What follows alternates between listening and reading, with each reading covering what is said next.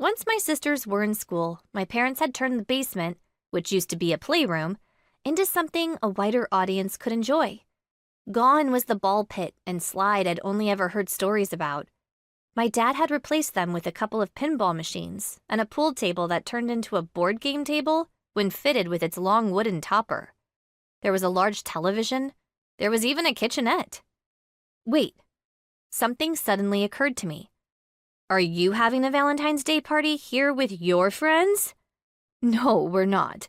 We'll be going out to dinner, though. Are the other parents okay with an adult-free party? We'll limit people to one alcoholic beverage apiece, I said. Funny, she said. Should I give your speech at the beginning of the party? I asked. What's my speech? She returned.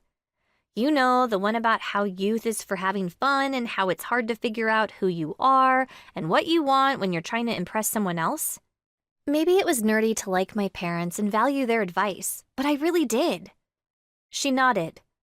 Oh, that's a good one. You can also include the push yourself to try things out of your comfort zone part. Like throwing a party? I asked. She smiled. Like that. Have fun tonight. She continued her walk through the kitchen. Before she reached the living room, she turned back. Oh, there's a cake pop on the center console of my car that I meant to bring in. If either of you want it, you can have it. Jack and I locked eyes. Then we both raced for the garage. He opened the door first, but I shoved him into the frame and squeezed by him. I reached the car first, but when I grabbed hold of the handle, he snaked an arm around my waist, twirled me around, and deposited me behind him.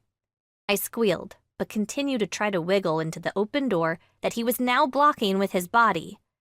There's cookies inside, I said. Exactly. There are cookies inside. His entire torso was in the car now, and my head was smashed between his hip and the car door in my attempt to get inside. I could tell he was reaching for the treat, and I tried but failed to grab his arm. You are the biggest brat, I said when I heard him take a bite. No, he said through his mouthful. I'm going to share. I stopped struggling, and when I stood, he backed out of the car and handed me half of the cake pop. I'm surprised you didn't eat it all in one bite, I said, finishing it. You don't know me at all, he said.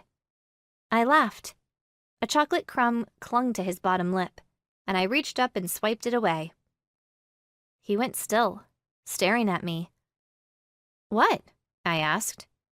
He shook his head, then pointed to his mouth. Is there more? Nope. You're just a regular mess now. He gestured to the entire front of my shirt that was still dusted in powdered sugar. Yeah, I better go change. I threw the cake pop stick at his head as I walked away. I shared, he called after me. My back was to him when I smiled. I was so lucky to have a friend like Jack.